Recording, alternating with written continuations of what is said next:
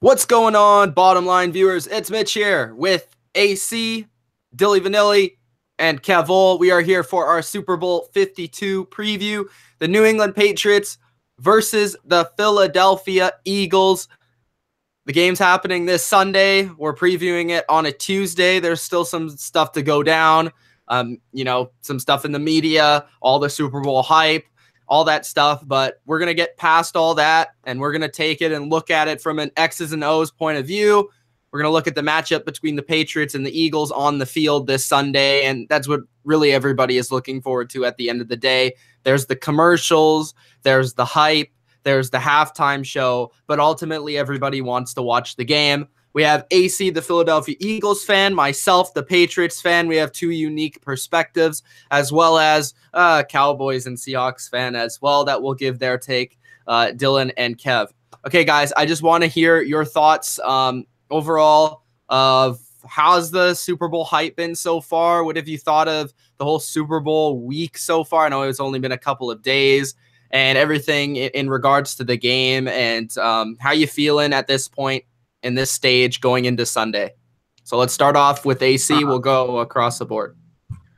Okay. No, it's been fun, right? Some people, I've been a fan for a long time, and this is only my second Super Bowl, and I guess I was 13 at the time in 2004, something like that. So it's a little different being an adult, being 14 years removed, being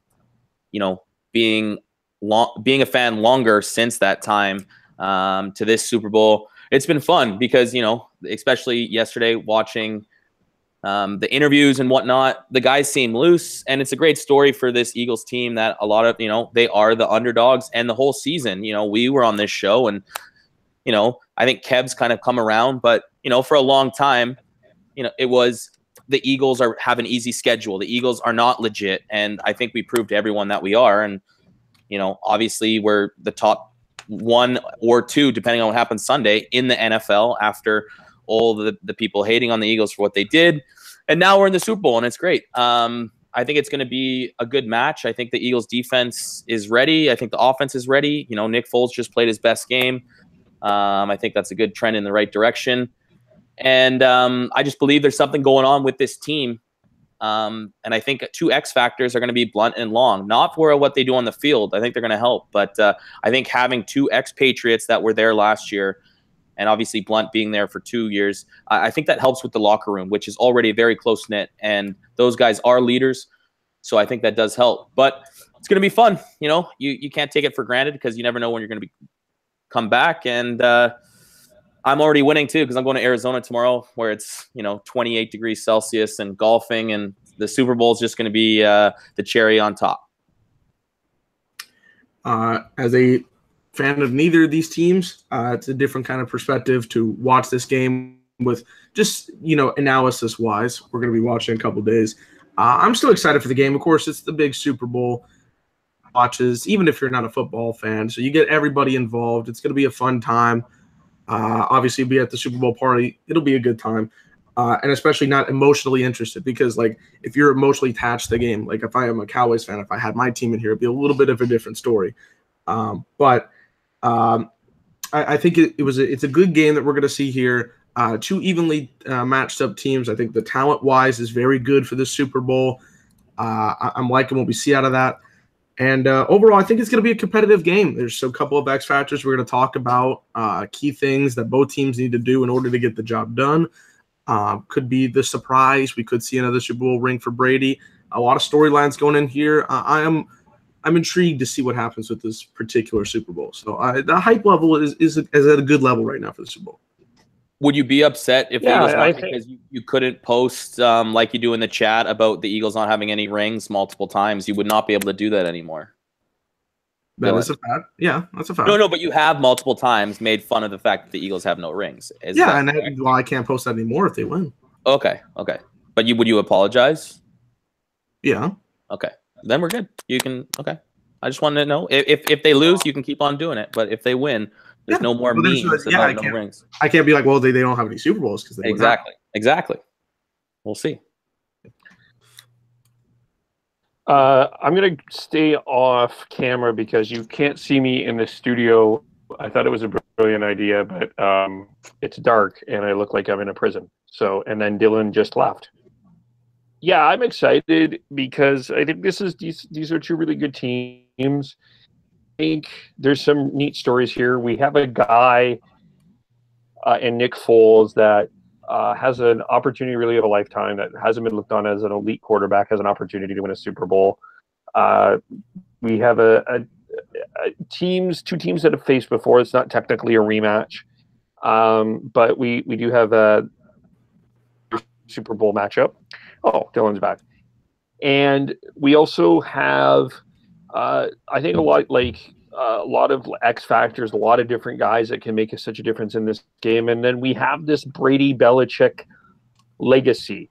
Whether you love them or you hate them, Mitch loves them, others hate them. But we are talking about people that are on all-time lists, not only for NFL, but really in terms of professional coaches, leads, that legacy factor in this. And I think there are basically the ultimate villain in a lot of people's eyes. They're these guys that some people feel have either cheated. They don't like Brady's medical science. They think it's pseudo crap. They think that. There are people that just simply respect Belichick and Brady for who they are. That's the interesting part of the Super Bowl. And I think for Eagles fans, I mean, can't speak for AC in time. I know as a Seahawks fan in 2 straight Super Bowls, it was very exciting and heartbreaking and all that. I think it's going to be a really great game between 2 great teams and 2 really great fan bases too. So I also think that that's going to be a big part of this as well. Wow. Great fan bases. That's the last thing I expected to hear from Kevol. Hey, and Kevil, I'll say this. If the Eagles do win, I will never have a problem with the Seattle Seahawks again. I'm telling you that right now.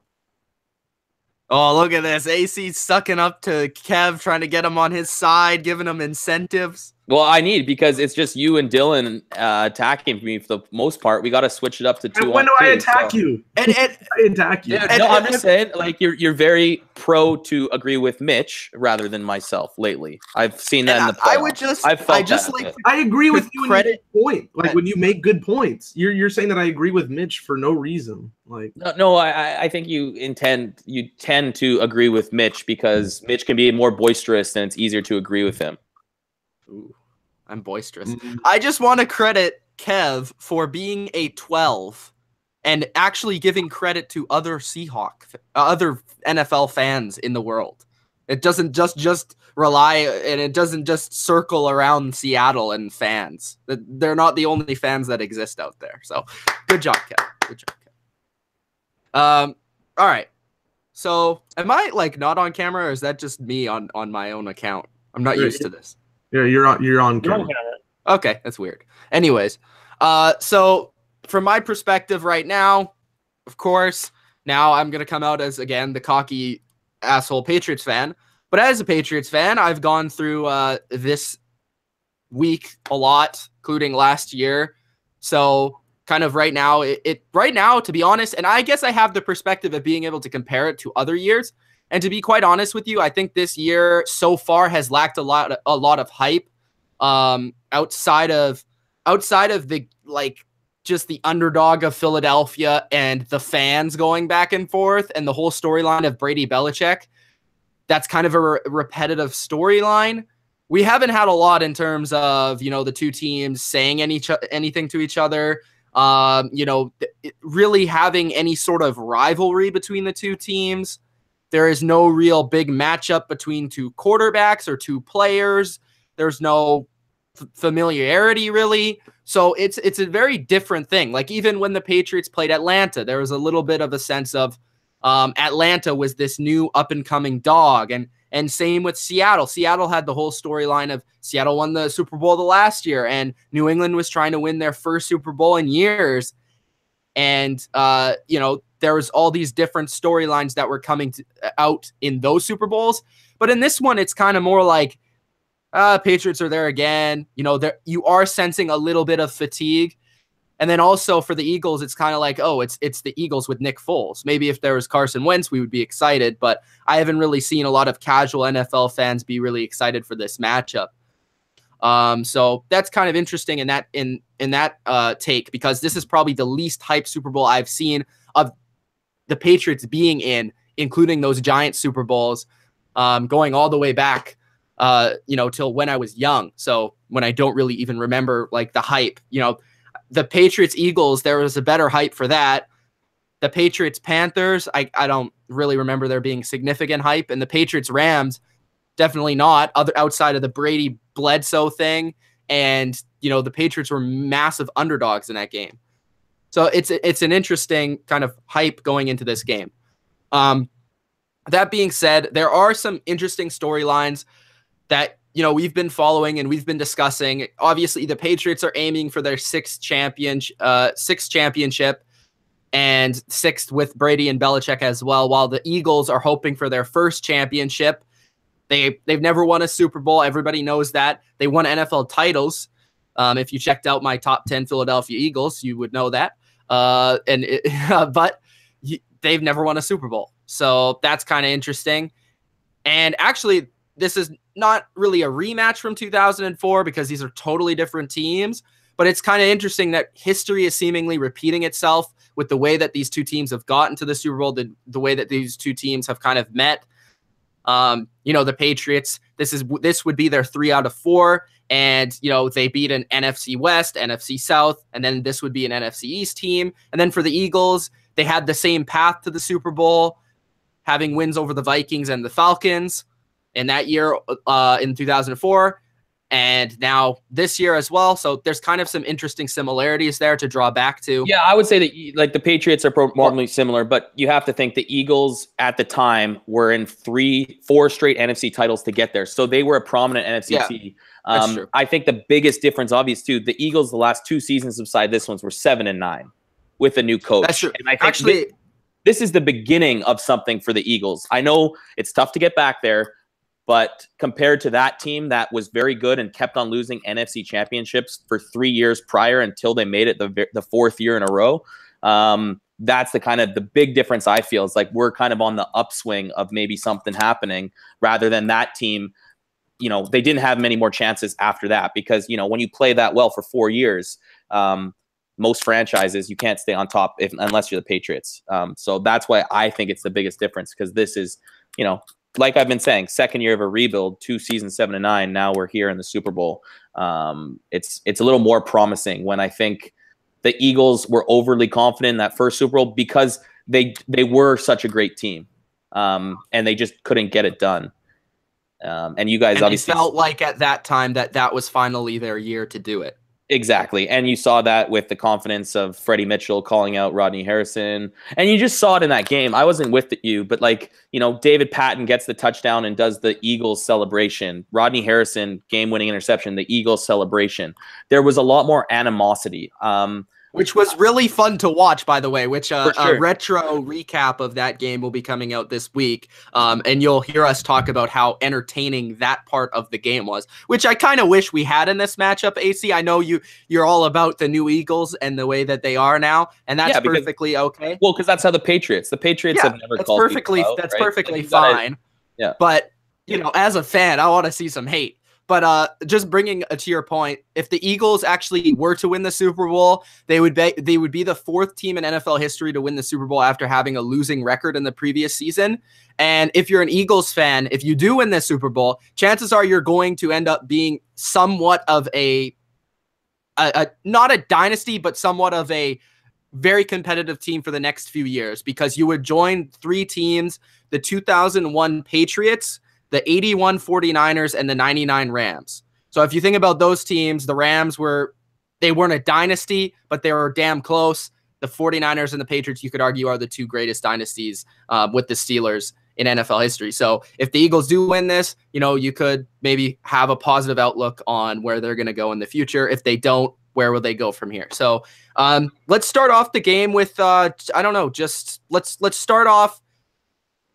Let's start off with the interesting matchup. Let's start off with the Patriots offense versus the Eagles defense. It's probably one of the best offenses, if not the best offense, versus one of the best defenses with maybe the best pass rush in the league. So let's start off with that. We'll hear from Dylan and Kev first, and then we'll go AC and then myself. Okay. Yeah, Patriots offense versus Eagles defense. It's going to be an interesting matchup. I did do a player-by-player comparison for both of these teams, if you guys want to check that out. I think talent-wise, the Patriots offense gets more of it, but the Eagles defense gets more of their players. So it'll be a very interesting matchup to see how, Brandon Cooks will line up with a guy like Darby. It'll be interesting to see how the run game goes because the Eagles are the #1 rushing team against on defense. So that'll be an interesting factor. Obviously, a guy like Deion Lewis, James White, they're going to be used not only as runners, but getting a lot of catches. We saw James White last year in the Super Bowl go absolutely crazy in receptions. I think he had 14 receptions last year. So he went off in terms of the receiving game. I don't think that's going to be the same case this year, but using that not to go along with the rushing game will be interesting. A guy like Gronk, we don't know how. I mean, obviously he'll be healthy. He's already practicing, but you never know how the Eagles are going to turn up in that. I think it'll be. I just think there's more talent for the offense of the Patriots, and obviously a lot of talent on the Eagles. So it's a good comparison. I don't exactly know who has the edge here, but there will be a lot of good schemes I think both teams will cook up to try to get some points on the board. For me, it's interesting because suppose that although Jacksonville was very sexy, everyone loved this defense. I'm going to argue that this is the toughest defense that the Patriots have faced in the playoffs. I don't think that this is a team that you can beat deep easily. I think overall, I look at the Eagles secondary better. I think it's better than the Jags secondary. I know that Mitch is going to disagree with that, but I do believe that. I think that the front seven. I think you said that about the Vikings too. Yeah, I think that.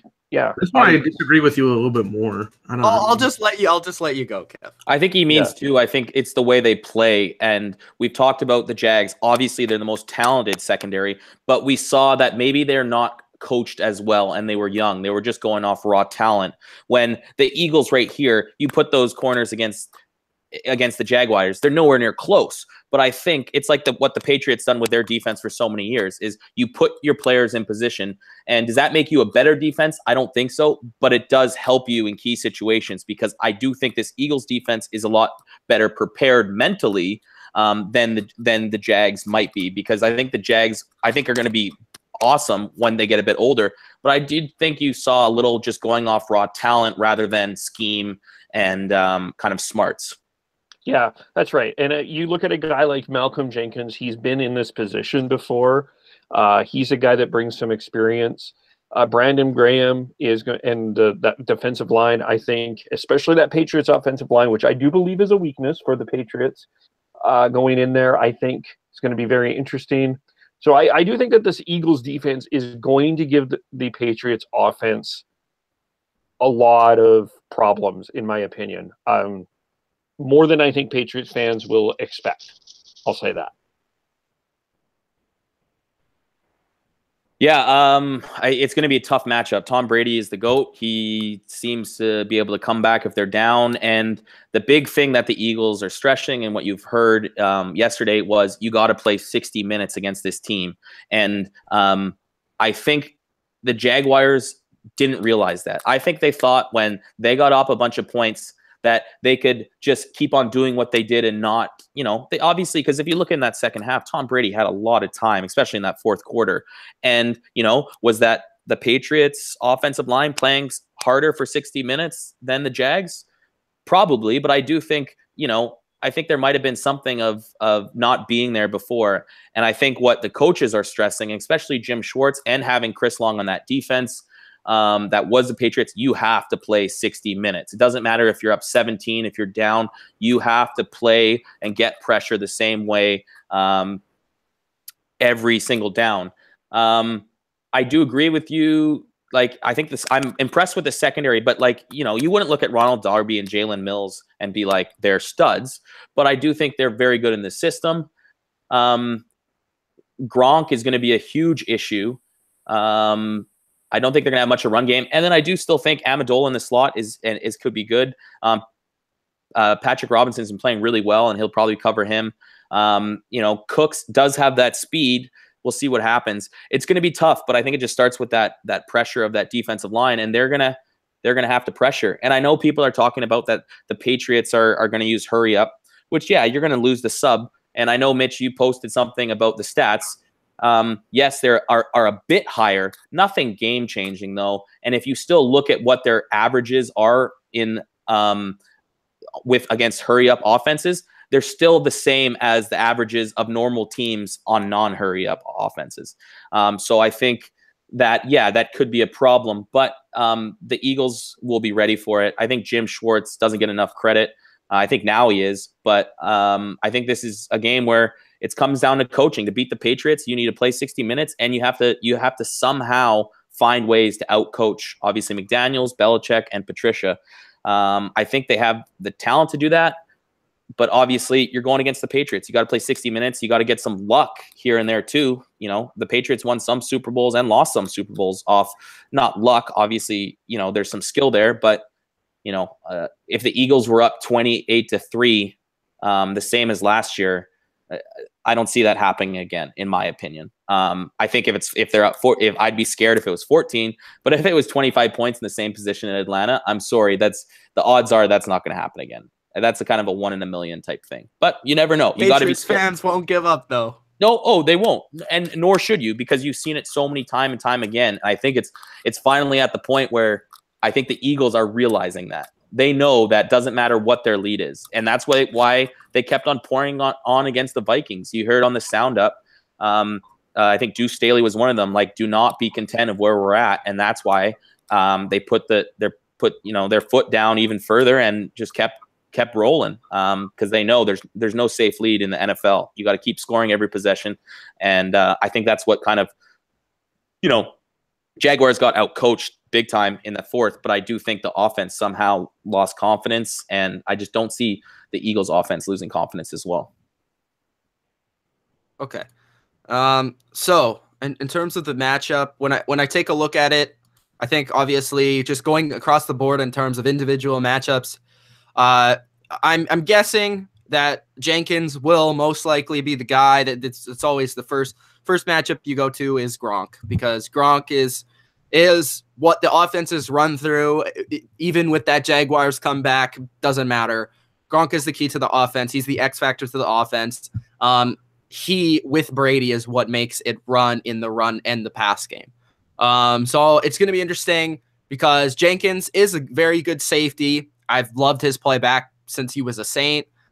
He's one of those rare safeties, like I would say Devin McCourty, who can play, deep slot and also, in the box. And those are rare guys that you can find. It's going to be interesting to see how they move him around and how they match him up with Gronk, and if he splits out wide and covers Gronk, if he stays in line and covers Gronk. That's going to be a very interesting thing to watch. I'm sure that Jenkins will make a couple of plays. I also don't think he'll be doing it himself. I don't think that, maybe Schwartz is a guy that, although they've gotten good four-man pressure, he still tends to like to blitz a lot because that's just what his nature and that's where he comes from. So if Gronk's matchup with Jenkins one-on-one or when they're blitzing, how's that matchup going to fare? Because that could very well be a huge dictator in the Patriots moving the ball or not. If Jenkins can have success against Gronk, which is very rare, then, that totally changes the entire game. So I think that's obviously the biggest X factor. Looking at Brandon Cooks, he had a really good game last week. A lot of what he did last week consisted of deep patterns and comebacks. It's going to be interesting to see if they try and hit on that again against the Eagles. The Eagles are a team that, like the Jaguars, don't play a ton of press coverage, which I think is interesting to see if they try and do that a little bit more this week against the Patriots. Obviously, I've always said that the best way to beat the Patriots is not in your pass rush, but in your coverage, and to have physicality and bumping the guys off their route to take the timing off, because the Patriots are based off timing in their option routes and all the little different things that they do with Danny Amendola in the slot and all that sort of stuff. So, And then we've seen at times, I know it hasn't specifically been Darby, but can Cooks in this game get one or two big plays down the field, whether that's a double move, maybe he burns them once or twice, because he has shown he can burn even the best of corners like he did last week in Bouye and Ramsey. So if he can make a couple of plays, then that's going to go a long way. And if he can have a similar effort that he did last week, then the Patriots should, be looking good. Then Danny Amendola versus Patrick Robinson, like you guys brought up, very good matchup. Robinson's been an unsung hero for the Eagles. And Amendola, of course, is an unsung hero for the Patriots. That's going to be a feisty battle. It's going to be one to watch on third down specifically. Hogan versus Mills, I think, is going to be kind of like an under the radar thing. Like, what's going to happen there? Because those are both probably the weakest guys on respective offense and defenses. So those are the sort of matchups that in Super Bowls go a long way. Like, who's making those extra plays? Not only the Gronks, not only the Cooks and Amendolas, but are the other guys, the Dwayne Allen catching one ball for 10 yards? Is that going to happen? Is Hogan going to get like one or two 20-yard catches on second down? So those are big matchups. And then I think I brought it up last week, but the thing I was so impressed with, and going back to Kev's comment about the secondary of Jacksonville, it wasn't so much the secondary of Jacksonville that, I was impressed with against the Jaguars. It was their speed, their relentlessness, and their ability to tackle in short, tackle, as soon as the guys catch the ball, they're tackling. And that's what the Eagles have been good at all year too. Yeah, so I want to see if that in this game, if that's the same, because I feel like the Jaguars were so freaking fast in that game where it was like usually Lewis gets the ball, he makes one guy miss, which he did against the Jaguars, and then he's like, okay, I'm gone for 5 more yards. Instead, with the Jaguars, it's like I make one guy miss. What the Miles Jack is right there, and he's going to tackle me. So from both sides, are the running backs in the passing game not only, are they getting open, but once they get the ball, because they will get the ball, Lewis, White, Burkhead, once they get the ball, are they making guys miss, and how much are they getting after the catch? Because I felt like a lot of the early game with the Patriots, they were trying to do that a lot, and it wasn't successful. So they were stuck in 2nd and 9s and 2nd and 8s, and it was a bad situation because when the Patriots are in, 3rd and 4s and under, it's good night. It's game over. So that's going to be kind of, just to watch how are Lewis and White and the backs doing after the catch. And then, going to the defensive line, the Eagles are, man for man, like star for star, if you're going to give a top 4 D line, I would probably say the Jaguars is better, but the Eagles have something different where it's a rotation. It's 8 or 9 guys. So it's harder to tire those players out. And second, you have more variety of players and pass rushers that you have to deal with. So how are the Patriots going to keep them off balance? And, how are they going to attack them? And then how are the Eagles, are they winning those matchups on the edge? Because I think the Patriots, their sole focus obviously is going to be Fletcher Cox. Last week, I know we didn't even hear Calais Campbell's name once, maybe once, I don't know. But are the Patriots going to focus on Fletcher Cox and just say, okay, we're gonna see if the other guys can kind of beat us, and that's Brandon Graham, who's a good player, that's Chris Long, that's Barnett. Are we gonna trust our guys to block those guys and focus on Fletcher Cox and not let him beat us because he is a game changer, like an Aaron Donald? And I think more than anything with a D-line like this, it's a challenge. But as a Patriots fan, going through the course of this season, I've had confidence in this offensive line in big games because they've seen a variety of the best pass rushes this year. Not only Jacksonville, but they saw Carolina, the Chargers, the Broncos. They saw Khalil Mack. They saw the Steelers, who led the league in sacks. So they've seen all these teams. It's a different sort of matchup. But as a Patriots fan, this is more like as a Patriots fan, you should feel confident that your offensive line shouldn't get run over. As long as they don't get run over, then they should be okay. And the Patriots, I know this sounds simplistic, but the more snaps that the Patriots offense is on the field, the better. Because last week we saw Jacksonville Jaguars in the first half, they had the ball a lot. They had a lot of the time of possession, and it allowed them to get the lead and stay in the game.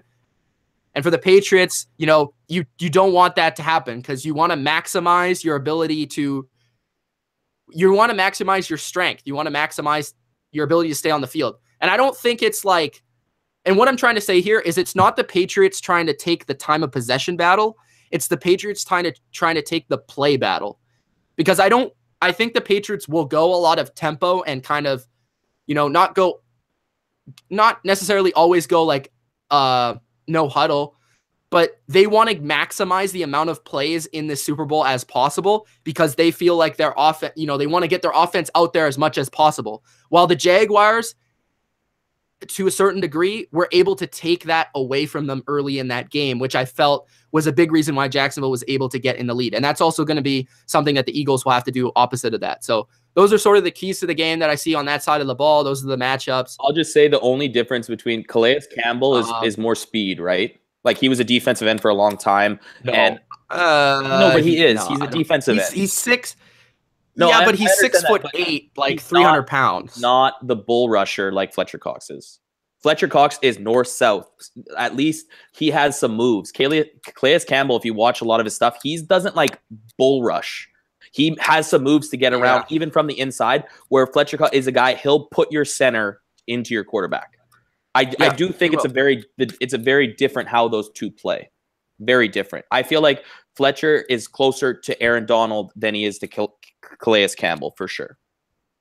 Okay. I just, you know, I can't say because I think a guy that's 6'8", 300 pounds can do both. I would say, you know, I tend to agree with you there. You can't say that they're the same. A guy that's 6'8", well, they're different, obviously. But a guy that's 6'8" maybe has a little bit more length and uses his arms and that sort of thing. But it's also hard to get lower, right? Yeah, well, like Fletcher Cox uses his strength. So, yeah, it's going to be interesting. Obviously, Calais Campbell put up better numbers in terms of sacks, but Fletcher Cox is definitely better against the run. So and Fletcher they have Cox their own very strengths. Good against the Patriots 2 years ago as well. Getting pressure and Tom Brady. No, I don't think that matters. I know. Because you're saying height and weight matter. So it's like everything I say, it doesn't matter, and I'm just trying to... No. 2015 doesn't matter. I'm trying to explain why. This isn't the same offensive line.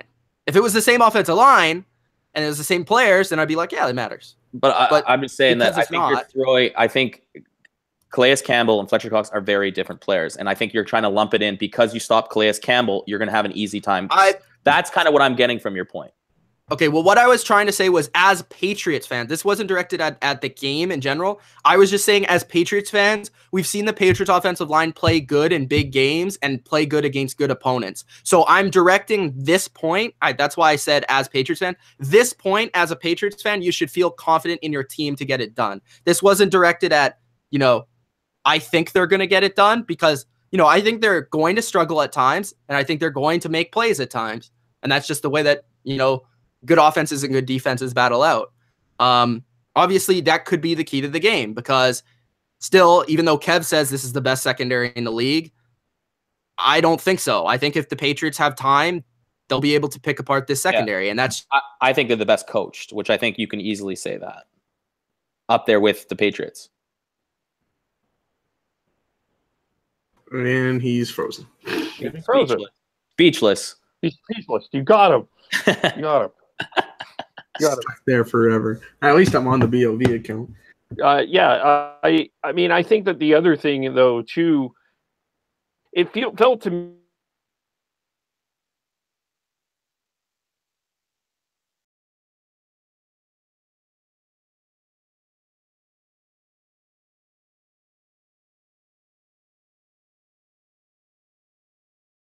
really had that injury in that trial really through the season. Jacksonville didn't. I felt like Philadelphia has the depth and have been put in difficult situations, although Jacksonville's offense is pretty bad. I think Philadelphia has been put in some really difficult situations where I feel that they're more battle tested and more ready and more experienced.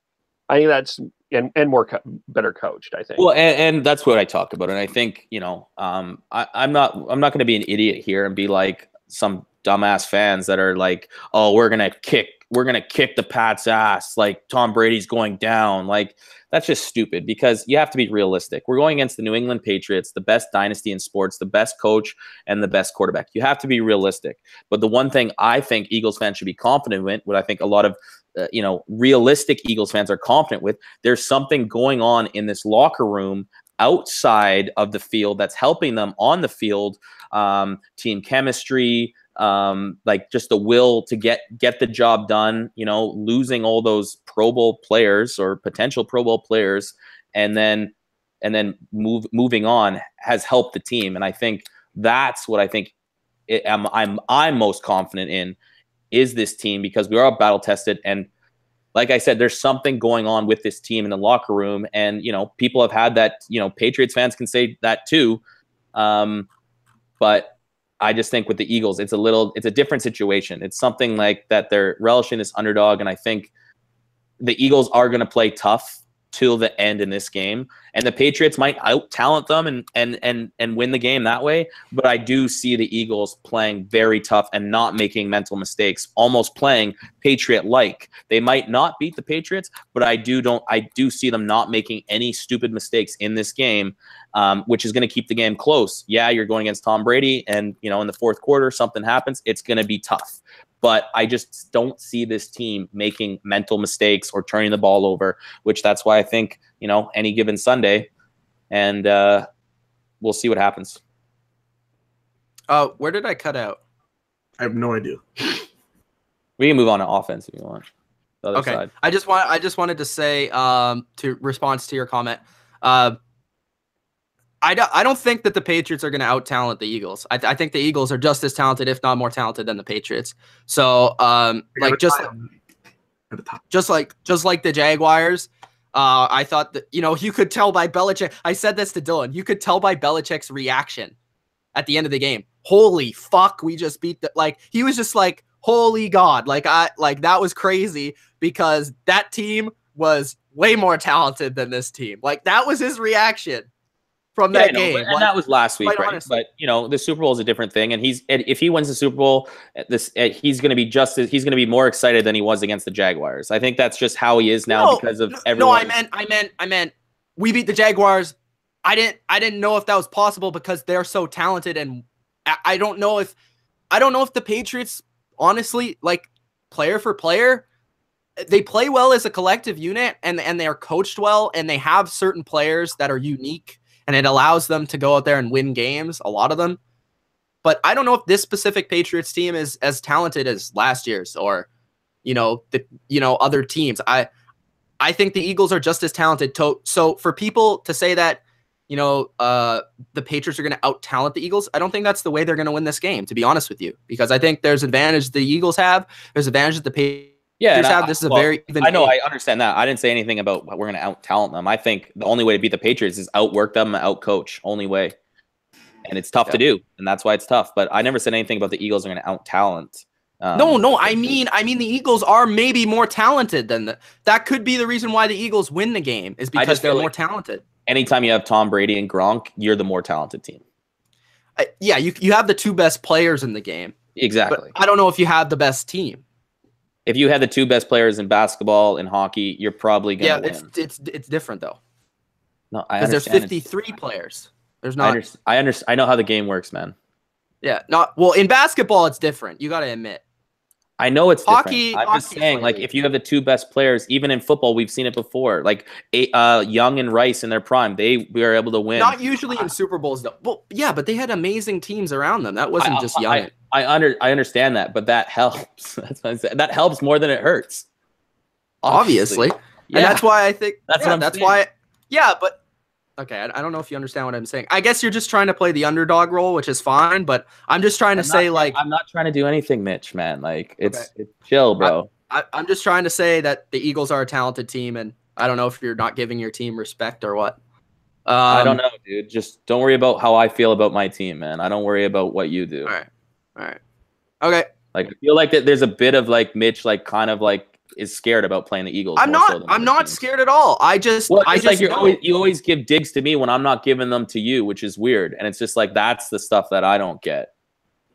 It's like you're trying to give digs about what I think about my team when I don't do that to you. It's like, why are you doing that? No, I just think it's like you're trying to change the narrative of what I believe in my team. It almost seems like I think your team is better than you think your team is. Well, that's not the case. That's being presumptuous, and being presumptuous is just ignorant. Presuming anything is just ignorance. Or maybe you think the Patriots are better than I think the Patriots are. Maybe, but I can't tell that because I don't know. Like, I don't know exactly what's, I mean, I would never presume that or say that because that's just being ignorant. Well, by watching the games like you have, you would guess, right? I know, but I still don't presume because I don't care what other people think or about their team. Who cares? No, but what do you think when you watch them play? I think the Patriots are the best team in the NFL, and I don't think it's talent that gets them. It's Brady, Belichick, and Gronk. That's exactly my point. Yeah. Okay. Sure. Was the most unnecessary argument I've ever seen. Was that what I was saying, Dylan? Well, Dylan's gonna side with you no matter what. So it's like everything. I don't know if Kev's even here. I can't tell. And then somebody's gonna believe you, but I'm not gonna believe you because I'm just here to make that was the dumbest argument ever made. Like, there was no reason to have that argument. Okay. Well, I was just defending because Kev, what was I want to see if Kev got the message. What was I trying to say, Kev? I don't really know. I don't know. I think. Okay, so it was misconstrued then. I'm not saying that. I think I can see AC's point. Sometimes I think you're putting words in AC's mouth a little bit there. I can see that a little bit. By saying what? I don't know. I see both. I see both sides. It's a bit. Thanks, Kev. Yeah, all I was trying to say is that I think, in my personal opinion, the Eagles roster is more talented than the Patriots. The Patriots win because they are very well coached. They have Tom Brady and they have Rob Gronkowski. They did not beat the Jaguars on Sunday in the AFC Championship because they had a better team with players and talent.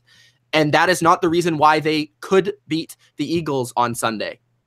No, that wasn't the argument. It was saying that you said that I think your team is better than what you think your team is. And that's why that's being presumptuous. And that was just me.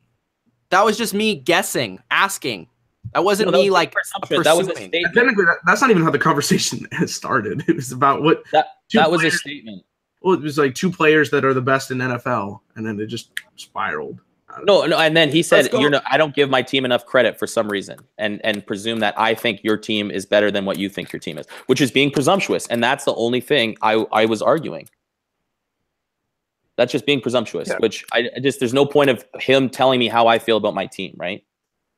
Is that correct, Dylan? Never mind. Just move on. No, I'm just. Is that correct? Dylan? I wasn't saying that. Well, Kev got it. Kev got the gist too. So I can understand why that was thought. Thank you. Let's move on. Let's move on. But Kev understands why I was thinking that as well. All right. Let's move on. So 2v2, I guess. So at least I have someone on my corner.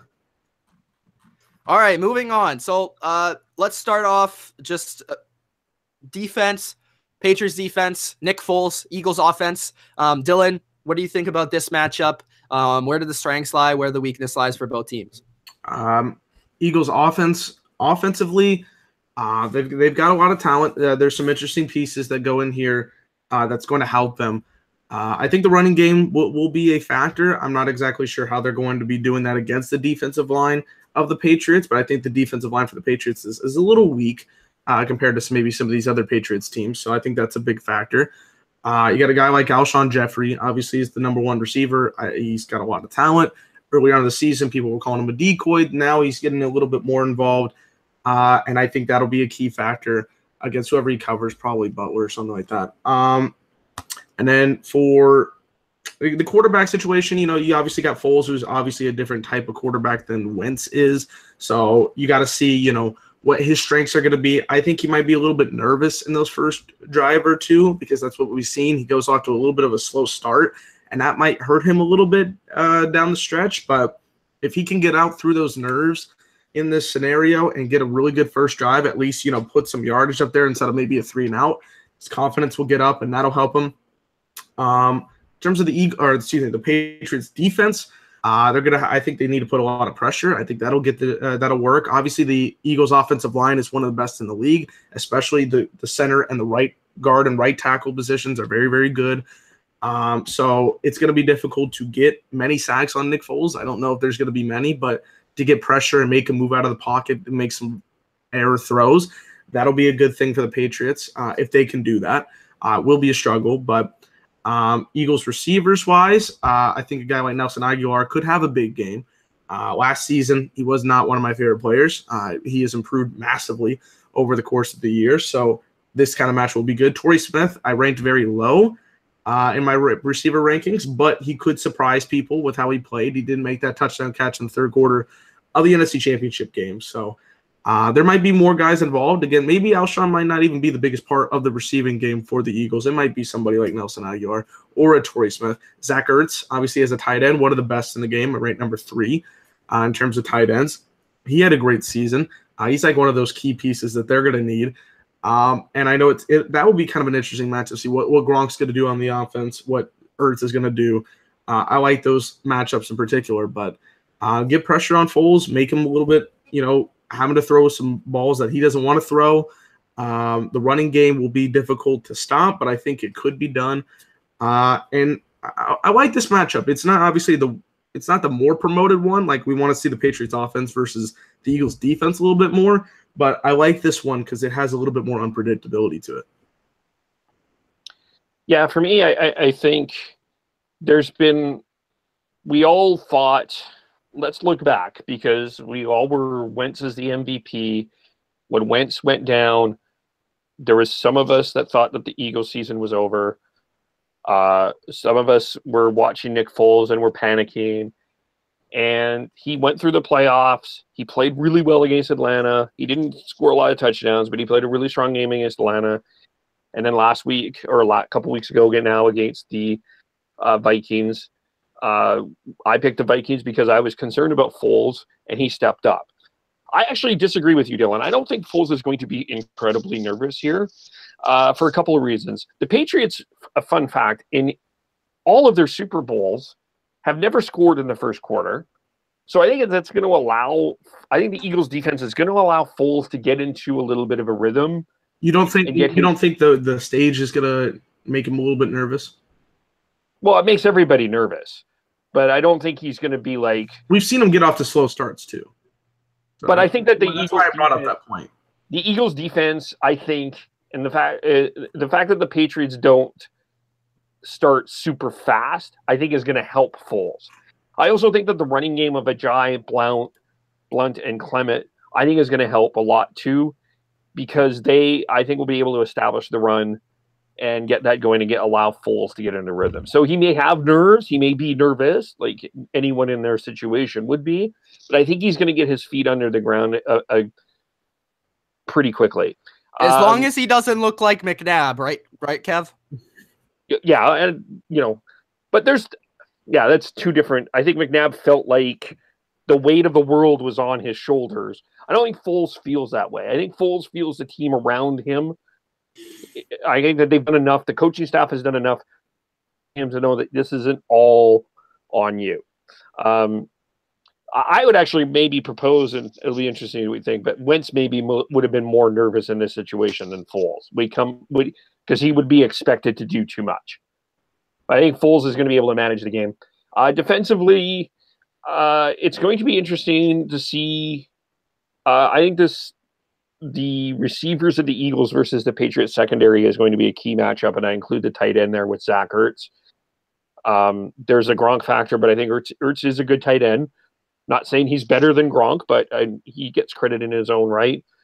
I agree with you, Dylan. Aguilar is going to be a key factor, but Butler and Gilmore will be good. They're going to obviously the Patriots are going to have to stop the run, I think, for that to be careful. Make Foles pass more, maybe, but I think that the Eagles are preparing for a very lower scoring tight game. That's my sense of this. And I think that they think that there may be some plays down the field. I think they're going to be able to throw a couple of big throws. I think that that's kind of the idea. Yeah, no, we'll see what happens with the offense. I do think it's somewhat even in the sense that obviously Foles isn't Tom Brady, but I do think the Eagles' defense is better than the Patriots' defense. But the one thing I'll give credit to the Patriots' defense, like if you look at their stats, they're nothing, 30th in pass, 17 in run, 20th in third down percentages, but they're a bend not break team, obviously. And I do give them credit for that because they do play big when it matters. And I feel like all those stats don't matter if you're not scoring points. You could have 400 yards, but you only have 10 points. It doesn't really matter. Your offense didn't do it. It is. I will say this. It is nerve-wracking as a fan. Yeah, for sure. Yeah. I just you look at this defense and it's I don't know, it's probably one of their worst defense that they've been in a Super Bowl with. Well, yeah, I guess it's in the top 3, but I mean they've been okay. But yeah, there's pros and cons to this defense. Just going off that point, since week 5, they're the #1 scoring defense in the league. But then also at times, you saw against Pittsburgh a little bit, against Jacksonville, there were times where it seemed like when they're not holding them in the red zone and they're not at times this defense has actually played really well, legitimate, getting teams off the field, sacking the quarterback, making game-changing plays. At other times, it's kind of okay, where is that defense? When is it going to show up? In the first half of the Jacksonville game. And I think as a Patriots fan in the back of your mind, that's always sitting there okay, what defense is going to show up? And that could almost determine the game to a certain point. Is the Patriots defense that was really good at one point going to show up? Or is the Patriots defense against the Jacksonville Jaguars in the first half going to show up? So that's, as a Patriots fan, that's kind of in the back of your mind. Yeah. That's good points there. I don't think they're going to be able to run the ball that way, but I think this Eagles team has shown that they can do it a bunch of different ways. And everyone likes to talk about the RPOs, which I do find that, there's got to be a way that the Patriots are going to be able to shut that down, but it's all set up because, if those linebackers aren't moving towards the ball and it turns in, obviously the RPA is more of a throw, what we've seen, than a run. But if it turns in, if those linebackers aren't biting on the run, we might be able to chew up 4 or 5 yards at a time and not maybe a big run, but just chew up the yards because those linebackers, and if the D-line can't get a hand on them, the linebackers, if they're a second late, that helps in the run game. We've seen it more successful in the pass game. The big thing I look at is Nelson Aguilar versus Eric Rowe, if there is man coverage, because Eric Rowe has given up, when he's in man coverage in the slot, he's given up on average 20 yards per catch when he plays man-to-man in the slot. And Nelson Aguilar has the most touchdowns this season as a slot receiver. I think that could be huge. Zach Ertz is going to be huge. And then for Nick Foles, I agree with Kev. He seemed very cool, calm, collected yesterday. And just judging by that Arizona game, he still made some good passes. If you think about it, he didn't really have that. I mean, against Minnesota, he didn't really have that many. He didn't have a really that bad of a slow start. If you think about it, he had a great ball to Trey Burton. He just couldn't get his feet down. One drive, I think. Yeah, but that one, Trey Burton couldn't get his feet down. You know what I mean? It was a perfect throw. So I think he's buying in. And like I said, people might not believe me. I just feel like there's something going on with this team, with the leadership of this team, from the coach down to the veteran players, that they're going to focus on what they can do. And I think that's a big thing. What this is different, where I think the last time around, the Eagles were so focused on the Patriots, where I think it's the Eagles just know now we have to do our job. It doesn't matter who our opponent is. If we do our job the right way, we'll have a chance to win the game. And that's, I think Foles is buying into that as well. And he's not going to turn the ball over. He's going to play smart. And, Jeffrey's shown he can have a big play. I think they're going to test the deep ball here and there, and we'll see what happens. But I do think that it's going to be, even if it's more like Foles in the Atlanta game, I still think it's a good shot. I know he has to be a bit better than that. He doesn't have to play like last week, but I do think he's going to play well. Okay. I actually think you brought up Rowe versus Aguilar. I don't think that's going to be the matchup, to be honest with you. I think Malcolm Butler is going to cover Nelson Aguilar. At times we've seen the Patriots move Butler into the slot against receivers like Aguilar. He played in the slot against Jarvis Landry early in the season. He played a couple times in the slot. I think that the Patriots, and this is the flexibility that their strength of their defense gives them, their secondary, that they're able to move around their players, able to mismatch and mix and match whatever they really want to do. So from the passing game perspective, what I see is Nelson Aguilar versus Malcolm Butler in the slot a lot of the time. Maybe Butler will be out on one of the other guys occasionally, but I think that's going to primarily be the matchup because the Patriots typically go by size, speed, quickness, and I think that's the best matchup. And then you have Rowe, who will probably play on Torrey Smith because side, speed, quickness. Rowe is good typically against tall receivers like Julio Jones in the Super Bowl. Played a really good game last year. And actually, Rowe, the first half of the season, struggled a ton, but over the second half of the season, he had a long stretch, like 5 or 6 weeks where he was injured. Since he's come back, he's had overall a pretty good comeback, and, he's been really good in terms of tackling as well. But I think he'll probably play Torrey Smith. Torrey Smith had a great game last week. So, if he could make a couple plays on Rowe, that could be a game changer. If Rowe could shut him down, that's also a game changer. Alshon Jeffrey versus Stephon Gilmore will most certainly be the matchup. I don't see a lot of double coverage, and I don't think that the Patriots fear Alshon Jeffrey beating Gilmore down the field. He might beat him on a slant or, something like that for 10, 15 yards occasionally, but I think this is going to be a very even matchup. Going to be one that everybody will be paying close attention to. But also, these are two guys that were roommates in college. That's a very interesting story. There's actually one like that. If you're a Patriots fan, you would remember last year that there's Mohamed Sanu and Logan Ryan, who at Rutgers were also they matched up against each other in the Super Bowl, and they also at Rutgers were roommates. So that's just an interesting thing. 2 years in a row that's happened. The big matchup to me. You guys brought up Zach Ertz, one of the best tight ends in the league. He's going to see a lot of Patrick Chung, I think. I think they might occasionally double team, but Patrick Chung has actually sneakily been one of the best guys at covering tight ends in the league. He's allowed 23 receptions this year on 42 targets, which is a 54% completion percentage for 235 yards, 2 touchdowns. He has an interception, 2 pass breakups, and a 77 passer rating. So overall, he's been very good against tight ends, including, Travis Kelce and some of these other guys that he has faced this year. So Chung, I overall, as a Patriots fan, have confidence, but, Ertz is going to make some plays here and there. Of course, he's a very good player, and Chung is going to make some plays. And then it's going to be interesting to see if they also double team him in certain situations. And something about the Patriots defense, especially this season, is they've played more than anything a lot of tendencies. So like if they think that on this play Torrey Smith is going to get the ball, then maybe they'll shade their coverage to him, or more than anything this year of any other year, I've seen them do that a lot more. So maybe on third down, they'll double Ertz, and on first and second down, Chung will be covering them one-on-one. That's, something to watch for. But that's going to be a very good matchup. And then also the other matchup in the passing game is, the linebackers of the Patriots versus the running backs. I thought the Jags did a very good creative job of finding fullbacks, tight ends, running backs in the passing game with their running game.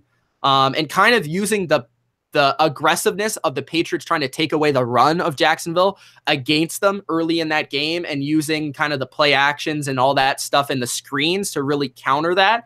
And if the Eagles can do that, then they're going to go a long way in winning. The biggest thing overall here is the run game. I think everyone's brought it up, and more than anything, manageable third downs. You don't want Nick Foles to be even though he played really well last week, you don't want Nick Foles to be in 3rd and 10s. We've seen the Patriots been able to get off the field with consistency. Their pass rush has come through recently. I actually just saw, a stat since week 12, their sack rate has skyrocketed to 11.3%. And the only other high rate in the league is 9.3. So they're actually the best team since week 12 at pressuring and sacking the quarterback. Including the playoffs? Including the playoffs. Yeah, so 8 sacks in one game helps that stat, no? Yeah, they had a lot of those, though. They had like 6 sacks against the Bills. They had a lot of those, so maybe those were skewed by bad opponents. I'm just saying, like, they have improved. This isn't the same defensive line that was playing in week 5. I actually am not too worried about the Patriots pass rush because I don't know how much, obviously you're going to want to get after the quarterback, but I don't know how much.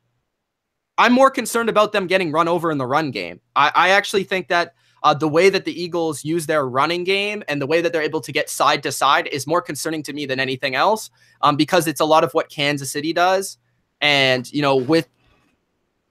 I don't think the Patriots are very, fast on the edge, and I don't think they're particularly as big as they have been in the past. So with the mobility and the ability to run block that the Eagles have, I think that's the biggest advantage that the Eagles have on offense. And if they're able to run the ball consistently, then that's going to put them in a good situation, not only, getting in good third downs, but managing the clock, keeping Brady off the field. So that is the key to the Patriots defense. If the Patriots defense could stop the run consistently and not allow the Eagles to get, those really solid chunks, like at times the Jags did, not so much, but at times, we saw early in that game, they were able to push the line back. That's what you have to look for from both sides. How the Eagles running the ball, how the Patriots stopping the run, because more often than not, I think the Patriots should be able to get off the field on third down. Foles will make a couple throws, but he's not Carson Wentz at the end of the day. And he's not Aaron Rodgers. He's not an elite quarterback. So that's how I see it. I think those are some key matchups. Those are the keys to that side of the ball. And I think this side of the ball is going to determine the game more than anything to me. Fair enough. Any other comments from you guys? No, I think we've summed that up really well. All right. So let's throw out your final comments, your final statistics, your final little timbits, and we'll get your score prediction and how you think the game will play out. And your MVP. And obviously the comments as well, and which are very pro Patriots. There's not one Eagles fan. Actually, in there. Yeah, the comments are very. I've been bringing in AC. Maybe if you would have had one of those videos, bro, you would have brought in these Eagles fans. Like I've been bringing in these Patriots fans, so I got them on my side. I just don't get the views like you guys. I just don't get the views. Yeah, like man, you got to bring it in, AC, and then you get the backing, not only Kev. Yeah, I guess so. Well, we'll see. We'll see what happens. Okay, so who wants to go first? Oh, I thought AC was going first. You going? Okay, I guess I'll go. I think it'll be a good game. I'm interested to see how this game plays out. I think it'll be obviously a little bit different from the Super Bowl that we watched, myself, Mitch, and Kev. An interesting one for sure. I have no team in this, so I'm just looking for a good 60 minutes of football, especially the Super Bowl time. Everybody gets hyped. I think my final score prediction is 27 Patriots, 17 Eagles. I think it'll be a good back and forth for a little while, even 3 quarters, and then I think maybe the same thing that happened in that Super Bowl 39 matchup, the Patriots just will pull away a little bit more and get the last couple of plays to sneak out the victory. I think Tom Brady will be a little bit maybe deterred in the first quarter, but then start to figure out his rhythm a little bit later on. I think Foles will make some good throws to put this game, in play, but I don't think he'll make enough throws to get it done. I think the run game will do well for both teams, especially for the Patriots in their pass game with the rushers. The defense will be obviously quite close. I don't think there will be many scoring drives, obviously, with a 27-17 score. But at the end of the day, I think the Patriots just have a little bit more, and we'll finish this one off here. So I got 27-17 Patriots. The MVP is probably going to go to Brady, considering how many things we've seen him do. But if I'm going to throw somebody out that's like a dark horse, I'm going to go with somebody on the defense. I'll go with somebody like a guy like Trey Flowers, who could get a couple of sacks, maybe force a fumble there. So there you go. Wow, that would be shocking, man. I had to throw somebody out there because give your MVP, who's probably going to be a quarterback, and then give your other MVP. Yeah, and also Gronk as well. But then again, it's like on the offense, you can't really. He'll still probably get a break. Kevel. Well, you know what? I'm still, to be honest with you, going back and forth. I think there are ways that the Eagles can win. We've talked about this. I think they are going to be able to run the ball. I think that their defense is going to cause a lot of problems for the Patriots offense. And yes, the Patriots are going to move the ball. Yes, they have skill. Dion Lewis probably should be in some people's mind in the argument for MVP. You have Amendola, who maybe is underrated a little bit. For the Eagles on their offense, they got Aguilar, they got Jeffrey, they got Ertz, they got Ajay and Blount. I think what is underestimated here in this, for I think the people that are thinking that for Patriots, this is going to be easy for the Patriots, in air quotes, is the Eagles do have Super Bowl. They don't have the Super Bowl experience as an organization, but they have a Malcolm Jenkins. They have a LeGarrette Blount. They have people that have been there before, and I think that that will help. And as this goes along, as we get more into the hype, we're still in Tuesday for a game that's on Sunday here, so we're not looking at, it's not like the adrenaline is there. Everyone's kind of getting their feet wet. But, here I guess is the difficulty. I don't think there's ever been a time that the New England Patriots have not come back from something in a Super Bowl. Of course, we talked about last year the 25 points deficit. They came back from 10 on the Seattle Seahawks. Before that, they were now in that game in 2004. They were down early. The Eagles scored first. 7. Was it 7-0? Yep. They were down against the Carolina Panthers. The Rams came back, but they were down and they came back. They were also down. I don't think they were ever down against the Rams. I could be wrong. Oh, they tied it. The Rams tied it. You're right. Yeah. But they've had to come away finding a way to win. And that's just ultimately, I think, and unfortunately, why I have to pick the Patriots. I think it's just... Unfortunately. Well, I feel bad for AC because No, don't. Hey, if I was a betting man, I wouldn't feel confident betting against the Patriots, really. Who would? Yeah. You'd be an idiot not to. And that's why I said when Mitch, where you were gone, like I'm not an idiot fan where I'm not going to be like, a lot of people, Patriots or Eagles fans, right? Being like, oh, we're going to kill the Patriots and their dynasty because you just look like an idiot. Same with when Patriots fans are allowed to do that because they never look like idiots. And I think that's why a lot of people are cheering against the Pats because they, you can't have guys being so confident and boisterous about their team and not ever have it come back and get pied, it's called, get a pie in the face. So, it's happened to the Eagles or just because they're really good and they win a lot. So that's what people hate as winners. Simple fact of life. Yeah, that's exactly what I was saying. Not at all. Like there's another just. No. I'm saying that's another reason. I know. I was just finishing my reason first, but Go ahead. Let's move on. Go ahead. What do you guys? Yeah. What was my score is 27-24. I think it's Brady will get the MVP because it's easier to pick the quarterback. I think the unsung. Is this a last second field goal or how is this turning out? I think this is a last. And we didn't talk about this, but there's two. This is a 48-yard field goal. No, just kidding. Interesting game. One curls around. Gostkowski actually has been one of the top scoring fantasy point players, but he is a kicker. We don't talk a lot about kicking, but Stephen Gostkowski, job done, and I do.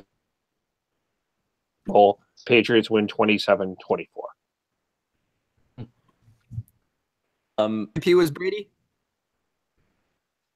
Yeah, I think it's going to be super close. Like Dylan saying 10 points, that's pretty wild. Especially how the Patriots have never won by 10 points in the Super Bowl. But so it's going to be their best win according to some people. Patriots most lopsided victory in the history of the Patriots Super Bowl. 10 points. It's not like it's 20. But it's at least 6 more than the most, right? I guess it's 4 more, but in overtime, which is close, which I guess you could say is was a close game. Okay. You know what? It's going to be tough. Mitch won't believe me, but I think it's great that we made it this far and we're on the upswing. We're the underdog. I think it's going to be a good game. I'm going to go 27-24 Eagles. Maybe Jake Elliott when I was there. I was there when he first kicked his first game winner, so maybe it happens again. So I'm going 27-24 MVP. I'm going to go with Foles would be, I guess, the quarterback. And if not, I'm going to go with Alshon Jeffrey. But, that's me picking as a fan. If I put, a lot of other things, if a Super Bowl was like this, I'd obviously take the favorite, in my opinion. So, yeah, it's going to be good. The one thing I'll say is the spread went down to 4.5, and the last two teams to be underdogs by 4.5 won the Super Bowl. Denver was -4.5 again, or was +4.5 against the Carolina Panthers, and the Baltimore Ravens were +4.5 against the San Francisco 49ers, and both those teams won. So hopefully there's my stat. But like I said, stats are like assholes. Everyone has one, so who knows? Okay, my prediction. Obviously, I'm going with the Patriots. Not only because I'm a Patriots fan, Mitch? I think that they're going to win the game. I think it's going to be a very competitive, entertaining, hard-fought game from first quarter to last. The way I see it going is I think the first quarter will be, very first, second-ish quarter will be very defensive. You might see a touchdown or two, but I think most of the game will kind of open up after halftime. Then we'll see the offenses start to go out there and start to move the ball. And ultimately, I think the game will end up somewhere like 27-23 Patriots, 24-21, something like that. I think it will be a 4 or 5 or pick a score. Probably a pick a score. Let's go 27-23. The Patriots win on a final game-winning drive from Tom Brady. Throws for the touchdown. Was it who? Sorry, 32 seconds. Sorry, who did you? I missed. He was going to throw to. We got cut off. With now I'm lagging. I think with 32 seconds left. Did I get cut off? Yes. Am I good now? Where was I? 32 seconds left. Throws to who? He's never going to be Kev's making me be ultra specific, and I'm really. That's not specific. We're just like you're saying it, and then it cuts off right when you're trying. It cuts off. I didn't hear who you said. Yeah. He's gonna put it in the chat at this point. So, Kev's making me be real specific, but I got 32 seconds left. Danny Amendola, 2-tip touch at the back of the end zone. He does a salute to Edelman in the crowd. They show Wahlberg in the crowd in the box. He's drunk. That'll be hammered. Wahlberg doesn't even. Wahlberg is funny. He said that the Eagles, he wouldn't mind if the Eagles won because he likes the Eagles as well because of his role as Papali. No, for sure. But like for a diehard fan, that's pretty cool. So yeah, what was 27-23 Patriots touchdown? Danny Amendola, 32 seconds left. They kick it deep, and basically the Eagles, they try Hail Mary, it doesn't work. So that's how the game's gonna end. And as for the MVP, I gotta go with Tom Brady. But if there is not a guy that's gonna be number 12, I don't see it being. It's gonna be really hard to be a receiver unless it's Amendola. He could get sort of the achievement award, like in terms of, he had a great conference championship game, and then a great. Sometimes they do that. Maybe he would win it, but like if someone's gonna catch 150 yards, Brady's probably gonna throw 350 yards. So like, I give it to Brady in that case. So unless it's like a defender who gets like 2 interceptions, it's going to be hard not to be Brady if the Patriots win the game. So in that case, it would be like Dion Lewis getting like 2 touchdowns or something like that. Like James White had one of the yeah. best Super Bowl games last year, and Brady won it because he had an even better performance. Exactly. It's impossible. Exactly. So Tom Brady is probably going to win it if the Patriots win the game. If the Eagles win the game, I think it's going to be someone on defense, honestly, or Nick Foles, obviously. But I think it would be one of the D linemen, or it would be Nick Foles for the Eagles. And anything that I'm missing there, I got the way the game's going to end, the score. Down score, yeah. We didn't really get into the special teams, but I do think that this is going to be a factor. I think both kicking games, both return games, both field goal games, I think they're both very strong. And I do think that is going to be a factor in this game. I think it's almost a soft, but I don't know, for some reason in NFL, we don't do this as much in CFL, but in NFL, we don't talk as much about special teams as maybe we should. But they are factors in these games, and there are 2 really strong kickers. It's because it's kind of, I think it's because it's kind of hard to like general. It's like, oh, this guy's gonna get like a 20-yard return. I don't know. No, I know. You know what I mean? Like, it's hard.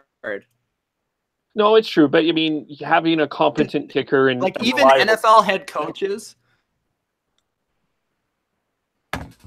Go ahead. So sorry, Kev, if I'm cutting you off. Even NFL head coaches, like players have said about NFL head coaches that like some of them don't even know a thing about special teams. Come in there and then know stuff about special teams. Like it's kind of like a cool thing. Like it's just not relying on the special teams coach. Also, I forgot to give my statistics because you got to give your statistics. So here are my crucial stats for this game. The first one being the Patriots are 15-0 in playoff games against teams that they did not face in the regular season since 2001. 15-0 in this game. And of course, the ever important statistic that Nicholas the Dolphin has officially predicted the Patriots will beat the Eagles. So it's pretty much a lock. Who did that? So that's a guarantee? So you just guaranteed, okay. The Dolphin. No, you just guaranteed it. You just guaranteed that the Pats will win. I didn't at all. I was joking. You said that's a lock. You Adam, said that was a joke. Come on now. Adam, I think you're on edge a little bit there. No, I don't think so, dude. I don't think so. I was joking too. Like, man, you guys are so, yeah. You guys, like, I could just see in your eyes sometimes how choked you are at me. I'm AC. I know what I'm doing. Yeah, totally. Oh, nice imitation. Don't make me imitate you, Dylan. Go ahead, buddy. You'll be crying to your mommy, dude. You'll be crying to your mommy. Oh yeah, totally. Yeah. Crying to mom. Oh yeah, totally. Oh yeah, totally. Oh yeah, totally, man. And then he acts like you right after. That's kind of. Well, I'm just saying he did it first. He did it first, mom. All right, 8-year-old. He did it first, mom. Totally. Woo!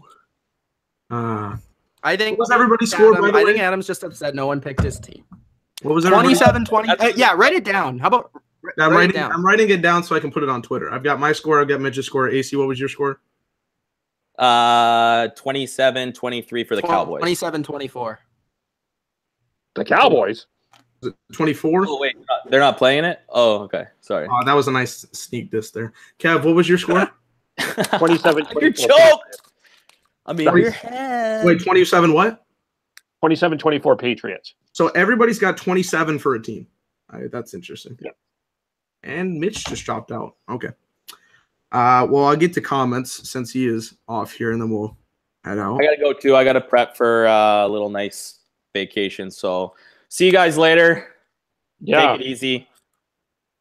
Go Eagles or whatever happens. I'll be winning. I'll probably be on the show more if they lose than if they win. There's no chance I would be on an after show. No chance. But if they lose, I'll be on for sure. So whatever you guys think. All right. So it up. I'm lagging like. So now you can talk about me, Dylan. Video up, or take the comments. You want me to wrap it up? All right. AC can cry all he wants. So yeah, that is our Super Bowl 52 predictions. Hope you guys enjoy. It was our preview. I know. Well, actually, should I get to comments? Because we got a couple of comments. Get to some of the good ones. Some of them you got lost in the shuffle. If you guys want to bring up something, bring it up real quick. We were talking about Patriots. Marsman thinks it's going to be Patriots 27-24. So everybody loves that 27 score. Let's see. People were talking about the Rumble. Ghost Skittle says secondary for the Eagles is criminally overrated. That's interesting. I know Mr. Kevel would not agree with that. I'll say this, and AC probably left at a bad time to defend his team, but I think the Patriots secondary is better than the Eagles secondary. I just think the Eagles defense is better. I think the Eagles defense is predicated on their pass rush. Yeah. And of course, if we're going to see defense play well, they're going to get after Tom Brady. And if Tom Brady has time, secondary. That's just the way it goes. Doesn't matter how good your secondary is. Let's see here. A lot of them got lost in the shuffle. I feel bad for these guys, but Ferocious Film says Eagles defensive coordinator versus Tom Brady. Schwartz, Brady. That'll be the key for him. Says Nick Foles will make big throws just like he did against the #1 defense. You never know. I was surprised by that game, but is it against Tom Brady? WWE Boys misses the old reviews just a little bit. That's what he put in there. But yeah, that's all for comments. I feel bad that a lot of them got deleted at the end, but it's all good. Message board. Kev, what'd you say? Get a message board. We mean message board. Message board. Yeah. What do you mean go to it though? Like, we'll have to talk outside of this. Yeah. Okay. Joseph says Patriots 26, Eagles 6. That is hell of a score. But Mitch is gone, so I'm going to end this one off here. Thank you guys for watching the Super Bowl 52 preview with myself, Kev, Mitch, AC. I've got at least one more video planned. It's going to be that interview that I was talking to you guys about. Might not be able to get that hype video out, but at least that interview is going to be done with my buddy. Should be up tomorrow or Thursday, one of the 2 days.